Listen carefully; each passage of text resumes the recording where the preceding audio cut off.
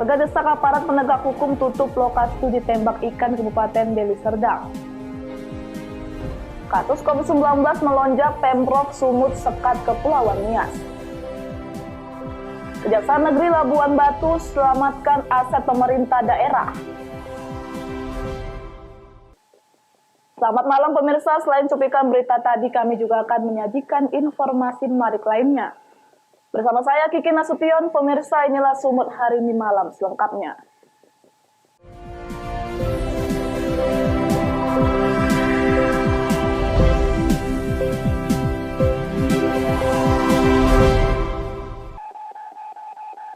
Informasi pertama pemirsa, belasan warga Kelurahan Tanjung Merawa Pekan, Kecamatan Tanjung Merawa, Kabupaten Deli Serdang, Sumatera Utara yang didominasi kaum ibu-ibu ini melakukan aksi protes terhadap penegak hukum yang terkesan tutup mata dengan adanya praktek judi ketangkasan tembak ikan.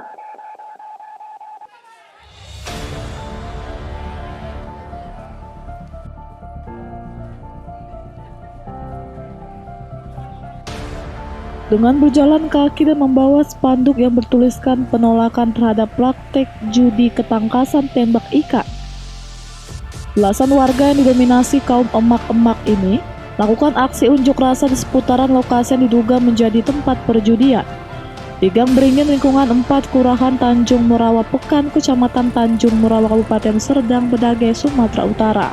Namun aksi warga tersebut diketahui oleh pihak pengelola sehingga tempat judi tembak ikan langsung ditutup. Aksi warga ini dilakukan di depan ruko dengan membentangkan poster dan spanduk yang bertuliskan pengecaman terhadap praktek judi ketangkasan tembak ikan tersebut. Belasan ibu-ibu ini kemudian melanjutkan aksinya di depan Tugu Bambu Runcing, Kota Tanjung Merawa. Siti Aisyah adalah seorang ibu-ibu yang melakukan aksi menyebutkan, permainan judi ketangkasan tembak ikan ini sudah meresahkan dan merusak generasi muda dan buka selama 24 jam. Ada 2 lokasi judi permainan ketangkasan tembak ikan yang diresahkan warga, antara lain di Gang Pendidikan lingkungan 1 dan di Gang Beringin lingkungan 4, serta di lingkungan Pahlawan Desa Tanjung Merawa, yang mana pihak kelurahan sudah berulang kali berkoordinasi dengan pihak kepolisian, namun hingga kini belum juga ada penutupan, dengan alasan bahwa pihak kepolisian tidak memiliki kewenangan untuk menutup lokasi tersebut, dan kewenangan ada pada Dinas Pariwisata Pemkab Deli Serdang. Kita hari Selasa semalam udah aksi menampung sisi masyarakat terkait narkoba dan judi ketangkasan. Di hari Selasa kemarin itu katanya tidak ada unsur judi, ya. Saya sudah telepon langsung kepada Dinas Pariwisata. Ketangkasan di Pekan ini tidak ada izinnya. Saya sudah telepon langsung, sudah WA langsung dengan Kepala Dinas Pariwisata yang mengeluarkan izin ketangkasan, tidak ada izinnya. Itu dari segi ketangkasan. Belum lagi dari persoalan judinya. Jadi kalau persoalan judi itu bukan wewenang kita untuk menyelidikinya. Tapi banyak saksi-saksi korban yang sudah terdampak daripada ketangkasan ini. Ditambah, ya, ketangkasan di Gang Pendidikan itu persis di sebelah sekolah. Coba logikanya, boleh nggak? Bener nggak itu? Yang di Gang Beringin, di belakangnya itu rumah ibadah, vihara. Bener nggak itu? Boleh nggak itu? Jadi saya hanya ingin bagaimana situasi di kelurahan ini kondusif.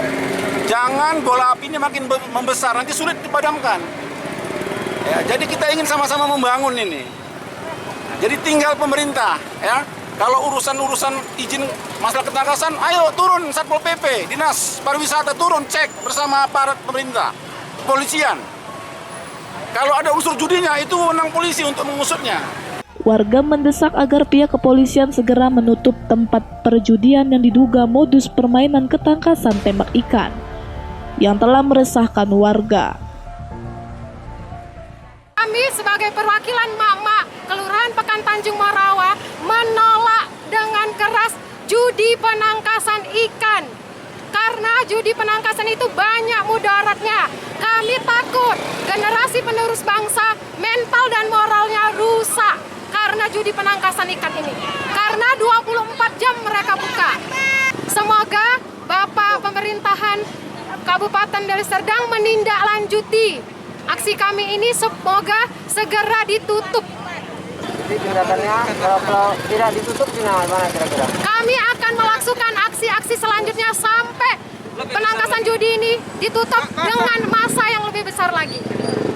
Abdul Malik melaporkan untuk Evarina TV. Sementara itu, pemirsa, hujan seminggu terakhir mengakibatkan longsor di beberapa titik di Kabupaten Pak Barat. Salah satunya jalan Desa Silimakuta, Kecamatan Tinada, Kabupaten Pak Barat, Sumatera Utara.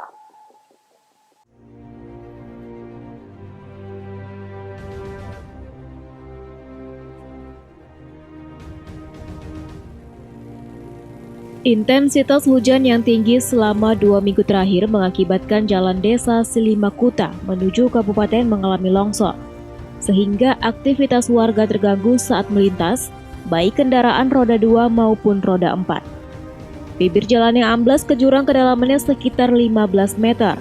Tidak ada rambu-rambu yang dibuat di jalan yang rusak, terlebih malam hari para pengendara sangat takut melewati jalan tersebut. Menurut salah satu warga atau pengendara, Eli Banurea mengatakan, mereka berharap pemerintah segera memperhatikan jalan ini sebelum banyaknya korban jiwa. Selain itu juga berharap agar perekonomian warga tidak terganggu.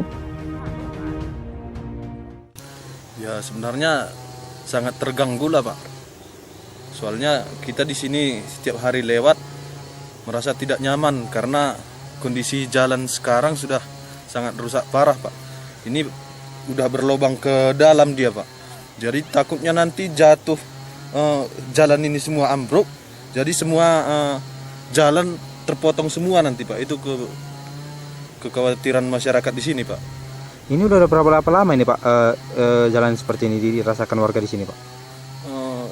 Saya rasa udah lebih setahun ini Pak. Padahal udah sering dimuat ke media pula, tapi nggak pernah ditanggapi pemerintah saya rasa ini Pak. Harapannya ke depannya apa ini Pak? Harapannya ke depan ini mungkin pemerintah yang terkait ke sini mungkin bisa lebih memperhatikan lagi tentang jalan ini Pak. Karena ini jalan vital menuju dusun Sumbul Napa ini Pak. Hanya ini jalan ke atas sana, nggak ada lagi jalan lain selain daripada ini. Jadi mobil lewat pun udah sangat khawatir dengan kondisi jalan seperti ini Pak. Petro Citra Cibro melaporkan untuk Evarina TV. Informasi selanjutnya, pemirsa, seorang pengamen jalanan di Medan nyaris babak belur dihajar massa usai menodong pesepeda yang ketahuan warga. Polisi cepat tiba di lokasi kejadian dan segera mengamankan pelaku dari amukan warga.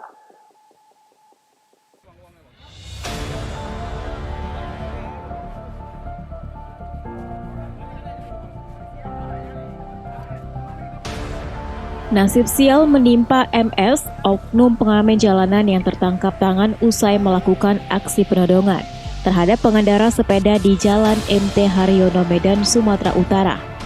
Warga kesal dengan maraknya aksi kejahatan di jalanan, emosi dan langsung menghakiminya hingga babak belur. Pukulan dan tendangan tak henti-hentinya mendarat di kepala dan tubuh warga Jalan Katamso Gang Warna Ujung Medan ini. Tak lama polisi yang sedang melaksanakan patroli berhasil mengamankan tersangka dari amukan massa.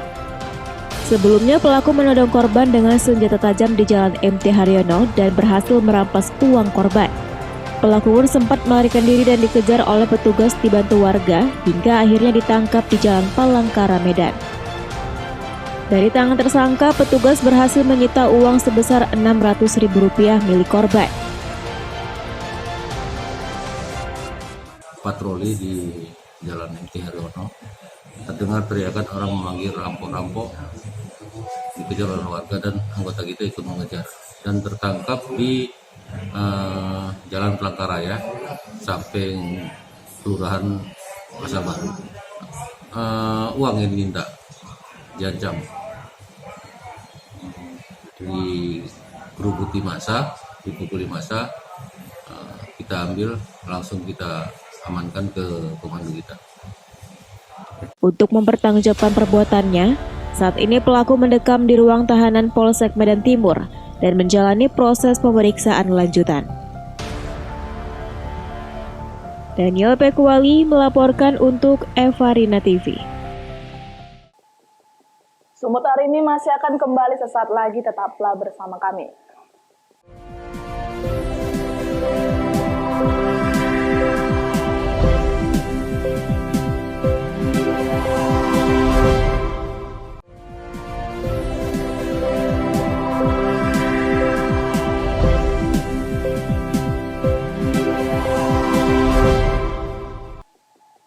Terima kasih masih bersama kami. Pemirsa, kasus COVID-19 di Kepulauan Nias, Sumatera Utara tiba-tiba melonjak drastis. Kondisi ini sangat mengejutkan lantaran sempat nihil kasus COVID-19. Pemerintah Provinsi Sumatera Utara pun mulai bergerak cepat. Penyekatan akan diberlakukan di Kepulauan Nias selama 14 hari.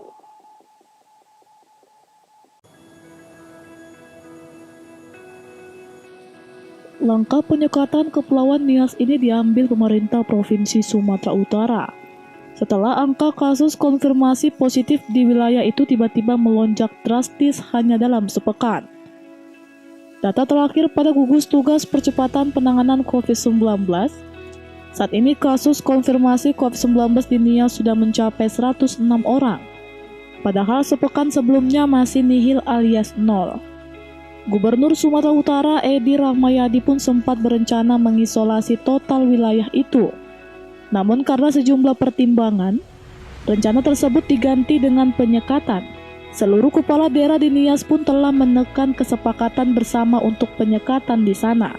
Penyekatan ini akan berlangsung setidaknya 14 hari. Seharusnya penyekatan ini mulai diberlakukan per 17 September. Namun karena sejumlah keterbatasan di sana, penyekatan akan diberlakukan mulai Senin pekan depan. Warga dari luar Nias yang berkunjung ke sana baik melalui jalur udara maupun laut wajib menunjukkan hasil swab negatif. Selain itu mereka juga wajib menjalani karantina minimal 3 hari. Pemerintah provinsi juga telah mengirim sebanyak 1.800 alat rapid dan swab test ke Nias untuk mendeteksi kontak erat orang-orang yang terpapar COVID-19. Fasilitas kesehatan terutama tempat-tempat isolasi mulai disiapkan, termasuk mengirim bantuan tenaga kesehatan ke wilayah itu. Kita siapkan tempat-tempat hari ini, mulai hari ini, tempat-tempat untuk melakukan isolasi yang ringan, yang sedang, dan yang berat. Intinya adalah memisahkan orang yang sehat dengan orang yang sakit. Ini yang harus kita segerakan. Yang kedua, melakukan regulasi perda, pergub tentang rakyat di luar Nias atau orang Nias yang berada di luar Nias yang menggunakan pesawat, menggunakan kapal laut. Saat ini kita akan lakukan penyekatan dengan memberlakukan swab. Jadi orang-orang yang datang ke sana harus di-swab. Habis di-swab, dia harus tetap juga di karantina selama kurang lebih 3 hari. Bukan kami untuk menghambat, tidak. Kita mencegah rakyat Nias kita. Saat ini sudah 106 orang kena. Dari minggu kemarin itu masih 0. Sekarang sudah 106 orang. Pak Gubernur, harga swab lebih mahal Pak daripada tiket ke sana Pak? Iya, ya supaya orang jangan ke sana dulu. 14 hari aja. 14 hari. Nggak lama, 14 hari. Tolong sayangilah rakyat kita ini. Pemprov Sumatera Utara juga sudah membentuk satuan tugas khusus di Nias. Mereka agar petugas menertibkan pelaksanaan protokol kesehatan dan menyiapkan pengaturan lokasi perawatan, tempat-tempat isolasi dan pemakaman. Daniel Pekuali melaporkan untuk Evarina TV.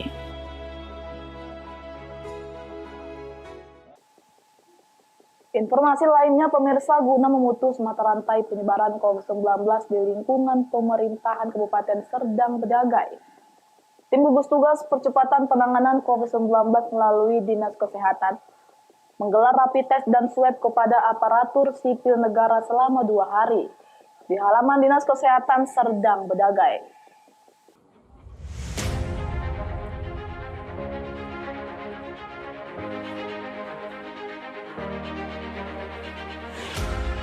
setelah Bupati Serdang Bedagai Haji Sukirman dinyatakan positif terpapar COVID-19. Tim GTBP COVID-19 melalui Dinas Kesehatan melakukan rapid test dan swab terhadap 500-an ASN di lingkungan Pemkab Serdang Bedagai. Kegiatan tersebut digelar di halaman Dinas Kesehatan selama 2 hari. Di halaman Dinas Kesehatan yang berada di Komplek Perkantoran Bupati Serdang Bedagai, yang mana rapid test dan swab tersebut tidak hanya bagi Kepala OPD, PPT Pratama, Kabak, dan Camat se-Kabupaten Serdang Bedagai saja. Namun di hari pertama dilakukan rapid test dan swab bagi jajaran Komisi Pemilihan Umum Daerah Kabupaten Serge. Kepala Dinas Kesehatan Kabupaten Serdang Bedagai, Dr. Bulan Simanung Khalid mengatakan, banyaknya kasus-kasus orang tanpa gejala sehingga dari pusat menginstruksikan untuk mencari klaster-klaster baru melalui sweeping dan salah satunya melakukan rapid test serta swab. Untuk rapid test sebanyak 545 orang, yang mana dinyatakan 3 orang reaktif, sedangkan swab yang kita lakukan sebanyak 150 orang. Sampel dari tes ini dikirim ke Dinas Kesehatan Provinsi Sumatera Utara untuk diperiksa ke laboratorium rujukan, dan hasilnya akan diketahui secepatnya.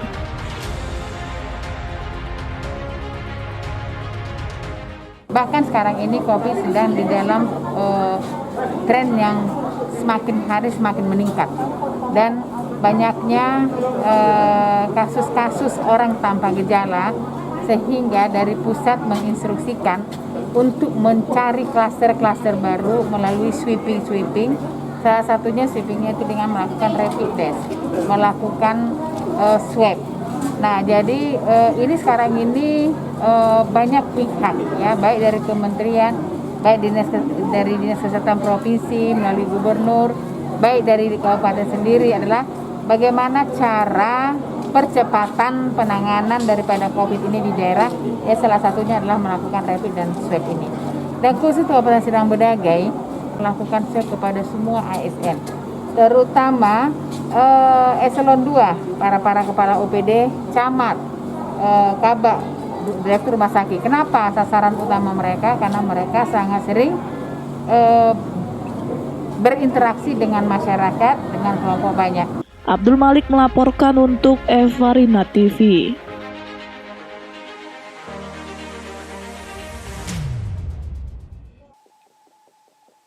Pemirsa, seorang kakek tua dan miskin di kota Padang Sidimpuan, Sumatera Utara terpaksa tinggal di gerobak karena tidak memiliki keluarga.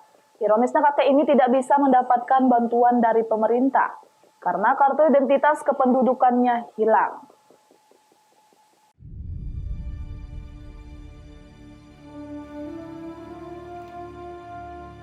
Inilah kakek Hasan Basri Sregar, berusia 83 tahun, yang hidup dan tinggal di rumah gerobaknya di Jalan Sultan Hasanuddin, Kota Padang Sidimpuan, Sumatera Utara. Kakek Hasan terpaksa tinggal di dalam gerobak karena tidak memiliki keluarga lagi. Gerobak berukuran 1 kali 3 meter ini sudah menjadi tempat tinggal atau rumah kakek Hasan sejak 8 tahun belakangan ini. Sebelumnya, kakek ini sempat terlunta-lunta di jalanan. Namun ada warga Kota Padang Sidimpuan yang memberikan gerobak bekas jualan sate sehingga kakek Hasan terhindar dari panas dan hujan. Untuk memenuhi kebutuhan hidup, kakek Hasan Basri setiap harinya menjadi pemulung barang bekas. Barang bekas tersebut kemudian dijual untuk membeli makan dan minum. Sementara untuk membersihkan diri, kakek Hasan Basri terpaksa ke Sungai Batang Ayumi yang jaraknya lebih dari 400 meter. Tidak banyak yang diharapkan kakek Hasan saat ini, kecuali ada warga yang berniat baik untuk menguruskan kartu penduduknya seperti KTP dan kartu keluarga. Sebab di masa COVID-19 ini, kakek Hasan Basri tidak bisa menerima bantuan dari pemerintah karena tidak memiliki identitas kependudukan. Sudah ada di sini. 8 tahun sudah ada tinggal di sini ya, Kek. Kek, teringat ya, kita ini ada keluarga, Kek. Ada keluarga? Nggak ada lagi, siapa-siapa nggak ada. Nggak ada siapa-siapa? Iya. Jadi? Saya pun anak tunggal juga nya. Ada identitas kakek, KTP segala macam ada? Dulunya ada tapi hilang. Jadi masyarakat banyak ini bilang nenek minta di sana KTP kedua sana nggak bayar katanya. Nyatanya kakek pergi ke situ, ya nggak ada dapat KTP itu. Ya, banyak kali lah alasannya sulit dipersulit begitulah. Jadi lantas saya bilang kalau mengenai tempat tinggal itu Pak, masalahnya ya Presiden sendiri pun saya rasa kalau ditaruh di tangga gedung ini pun nggak masalah itu saya bilang. Nah, itulah. Bagi Anda yang ingin mengulurkan tangan untuk membantu kakek Hasan Basri, silahkan datang ke Jalan Sultan Hasanuddin, Kota Padang Sidempuan, tepatnya di pelataran parkir Masjid Raya Al-Abror, Kota Padang Sidempuan. Ajan Sinaga melaporkan untuk Evarina TV. Sumut hari ini masih akan kembali sesaat lagi, tetaplah bersama kami.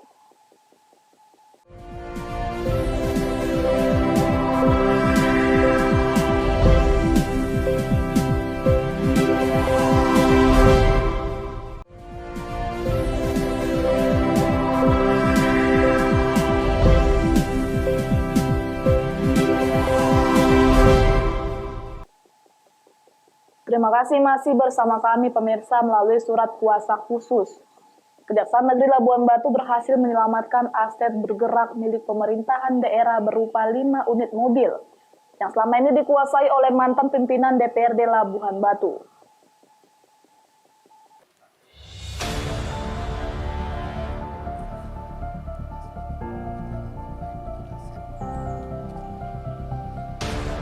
Pengembalian aset pemerintah Kabupaten Labuhan Batu ini sebelumnya melalui pemberian surat kuasa khusus yang ditujukan kepada Jaksa Pengacara Negara Kejari Labuhan Batu, dalam hal ini bidang perdata dan tata usaha negara atau Datun. Kepala Kejaksaan Negeri Labuhan Batu Kumaidi menjelaskan, menindaklanjuti amanat Undang-Undang Kejaksaan Republik Indonesia Nomor 12 Tahun 2004, Pasal 30 Ayat 2, yang mana melalui surat kuasa khusus kejaksaan dapat melakukan pendampingan dalam penyelamatan aset-aset pemerintah daerah. Kali ini Kejari telah menyelamatkan aset berupa benda bergerak, yakni 5 unit mobil yang beberapa tahun belakangan dikuasai para mantan pimpinan DPRD dengan nilai total lebih dari 700 juta rupiah. Tidak hanya itu, dari 36 SKK terkait piutang pajak, pihaknya juga telah menyelesaikan sebanyak 20 SKK dengan nilai lebih dari 200 juta rupiah, dengan total keseluruhannya lebih dari 1 miliar rupiah. Berdasarkan SKK yang diberikan oleh pemerintah daerah Kabupaten Labuhan Batu, kami melakukan penyelamatan terhadap aset benda bergerak, yakni ada 5 mobil. Kemudian kami juga melakukan penyelamatan terhadap aset piutang pajak terhutang. Di sini kami ada 36 SKK yang sudah kami kerjakan, ada 20 SKK yang 16 masih dalam proses. Itu mengenai pajak berhutang ya. Yang sudah kami selamatkan 243.007.998. Itu yang sudah kami selamatkan. Untuk aset bergeraknya sendiri Pak? Mengenai aset bergerak itu berupa 5 mobil dengan nilai total 774 juta rupiah. Jadi ini bagian daripada tupoksi kejaksaan di luar tugas utamanya. Sementara Sekretaris Daerah Labuhan Batu M. Yusuf Siagian menyebutkan, dalam hal ini pihaknya mengapresiasi Kejari Labuhan Batu dan nantinya akan terus berkoordinasi terkait penyelamatan berbagai aset lainnya, baik berbentuk benda bergerak maupun tidak bergerak yang masih dikuasai pihak lain.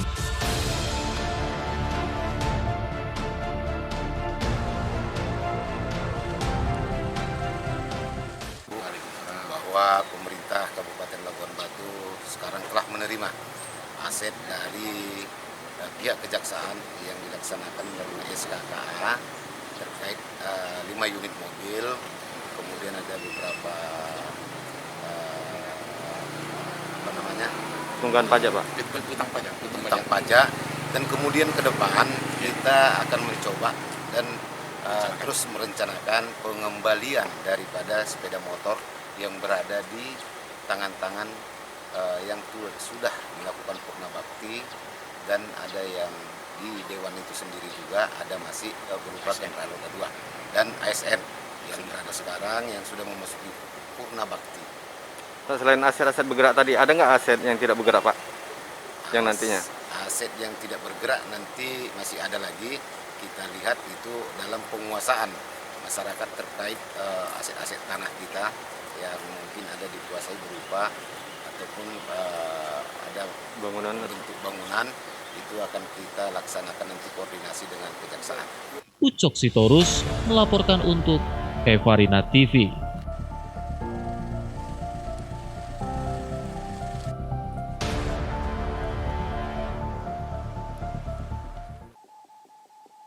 Pemirsa, dalam rangka menjaga ketahanan pangan selama pandemi COVID-19, pemerintah Kota Tangerang melalui Dinas Ketahanan Pangan membagikan ratusan ribu bibit tanaman produktif bagi warga Kota Tangerang.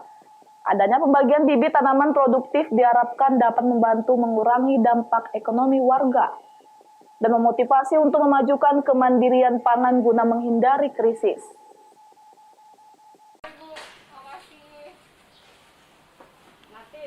Dijepit pakai busa, ya kan?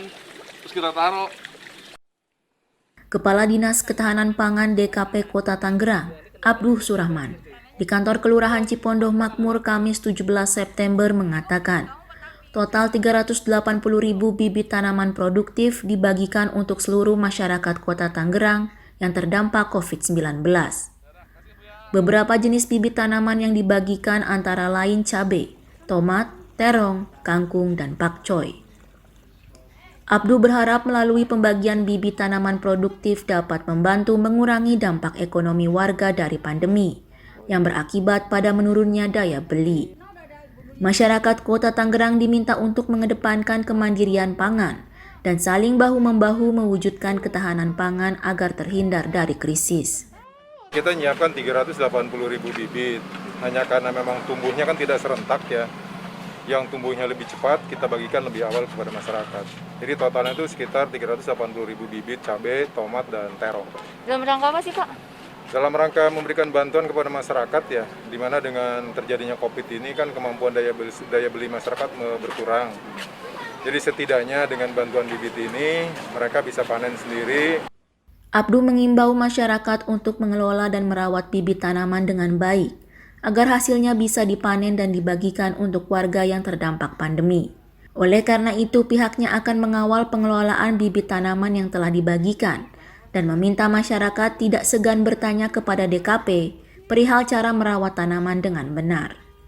Dari Kota Tangerang, Banten, Agung Andika Indrawan, Kantor Berita Antara mewartakan.